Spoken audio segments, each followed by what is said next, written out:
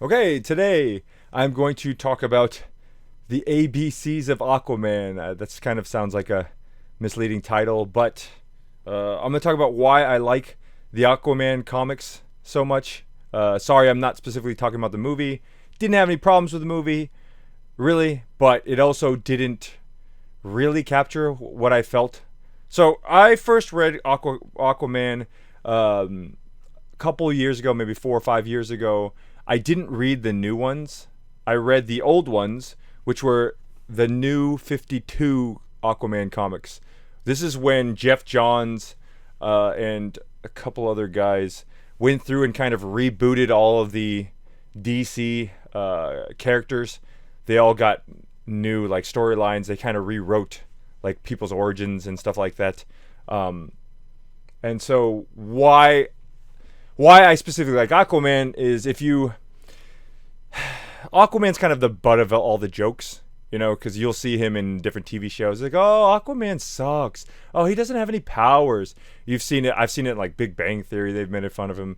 And Family Guy. I think those were the two big ones that I remember seeing. And like, I kind of also got like tricked into that. Like, oh yeah, he sucks. He does suck. Yeah. And it wasn't. And for some reason, I can't remember what it was that drew me to read Aquaman because the character, he's a big tall blonde dude, and it's like why would I feel such a affinity for him and understand his scenario?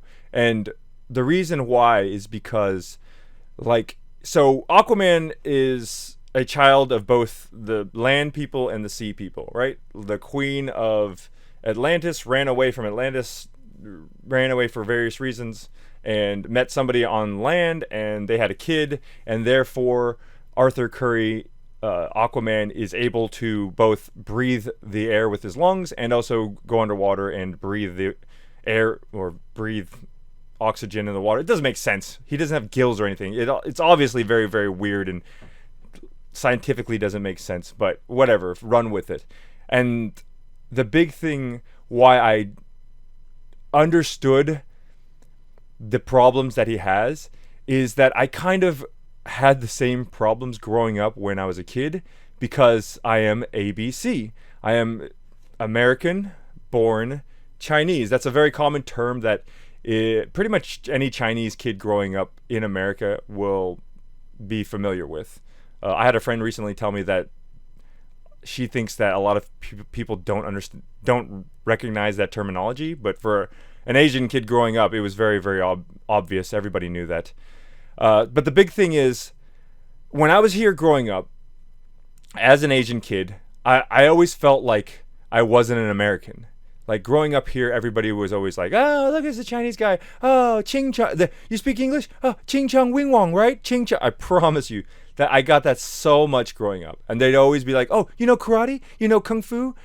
And this is not to make it seem like I was an outcast or picked on, but it was just a very natural. I can understand how people didn't understand Chinese people, so that's the only reference that they can make. It's like when people tell a joke and you've heard the joke a million times, but they don't know better than to make that joke, right?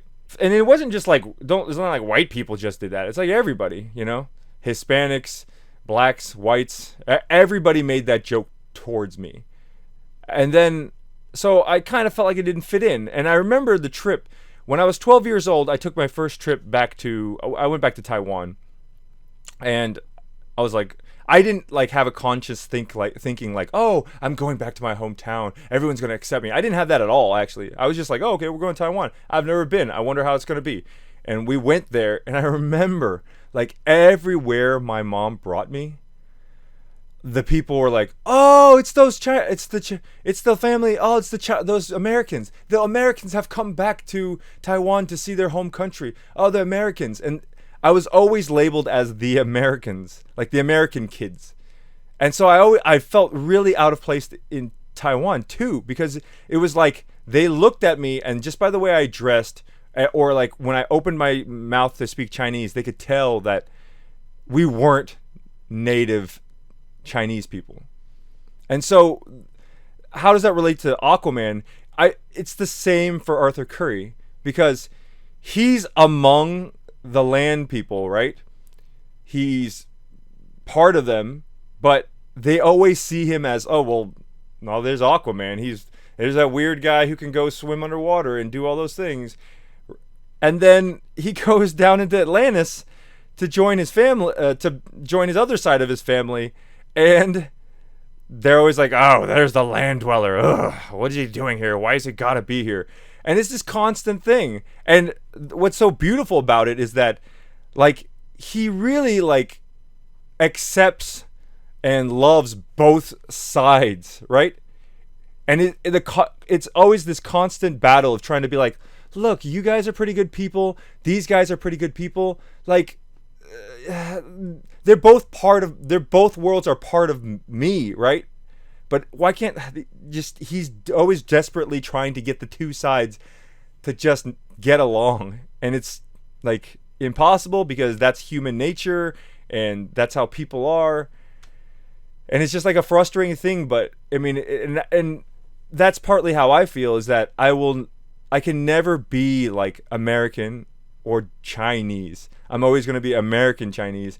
And those two like cultures, to my benefit, those are always going to be wrapped around me. And when I say my benefit, I mean like I can take the best parts of Chinese culture and like use them in my life, and I don't have to take the bad ones, like the stuff that's shitty that Chinese people do.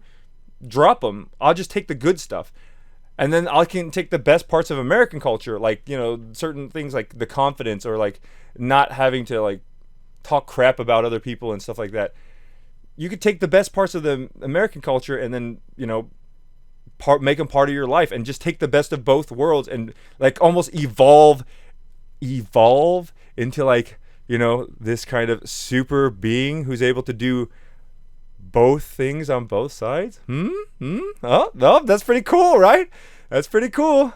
So yeah, that's why I like Aquaman, because I'm a fan of comics. I'm not the biggest like comic expert, but as far as I know, I've never come across something that felt so familiar in so much of like just that two worlds feeling. If there is any other comics that really tackles that really well, by all means, leave a recommendation. I'll be interested in reading it. But I never expected to come across this idea reading Aquaman. I just picked it up because I was like, well, you know, let's see how good it is. And you know, I heard that Jeff Johns had done Jeff Johns and Ivan Rice, is that who it is? I heard that they had done a very good job making Aquaman relatable and you know, interesting. Real quick, I'll close it out. Aquaman, the Aquaman New 52 comic starts off with like Aquaman going in. There's a bank robbery. There's guys are driving away with a bank truck, and he jumps in. He didn't fly. He jumps in and like flips the truck over and saves them. Yeah, and then the police are like, "Oh my God, we just got upstaged by Aquaman, dude. We're so embarrassed right now." Okay, and then Aquaman goes to this like local restaurant and then he walks in and everybody turns and looks at him. It's like, what is Aquaman doing here at a seafood restaurant? What is he doing? And everyone's staring and staring. It's like, is it okay? And he's like, he orders fish and chips. And they're like, is it okay? Is it okay that you ordered fish and chips? Don't you talk to the fish? Isn't that like weird to do? And he's like, I don't talk to the fish. I can just coerce them to do, that's my power. I can coerce them to do certain things because they have like very simple brains. But no, I don't talk to them. And then, some other guy walks up. It's like, oh, how does it feel to be the butt of all the jokes? How does it feel to be like basically the laughing stock of, the Justice League? And then his food comes, he gets up and he's like, he pays for his meal. He's like, thanks a lot. And then he leaves. And then it's a very strong image. It's his food sitting there. The steam is coming off his food. And then just sitting there, and he can't even have a decent meal and just relax because he's constantly hounded by people. And like I remember starting to read it and I was like, dude, this is gonna be awesome. And I really, really enjoyed Aquaman, the New 52s, at least for the first like 6 trade issues. I don't think I've ever got past 6. But yeah, so if you haven't read it before, check it out, especially if you're ABC.